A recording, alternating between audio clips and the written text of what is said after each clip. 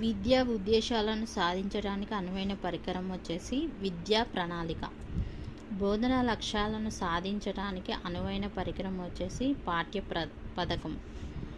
విద్యా లక్ష్యాలను సాధించడానికి ఉపయోగపడేది కూడా విద్యా ప్రణాళికనే. పాఠ్యపుస్తకాల ఆధారంగా అందించేది ఏమిటంటే సిలబస్. విద్యా ప్రణాళికలో ఉండేవి పాఠ్య కార్యక్రమాలు, సహపాఠ్య కార్యక్రమాలు, కరికులం అండ్ కోకరికులర్ యాక్టివిటీస్. విషయ ప్రణాళికలో ఉండేవి వచ్చేసి కంటెంట్, విషయం. పాఠ్యపుస్తకాలు దేని ఆధారంగా రూపొందించబడతాయి? విషయ ప్రణాళిక ద్వారా రూపొందించబడతాయి. క్రింది వానితో గణిత గ్రంథం ఆవశ్యకత కానిది. ఇంటి పని ఇవ్వటానికి, క్రమపద్ధతిలో ఉపాధ్యాయుడు పాఠాలు చెప్పడానికి, అవసరమైనప్పుడు ఉపాధ్యాయుడు పాఠ్య గ్రంథాలు సంప్రదించడానికి. ఇదేది కాదు.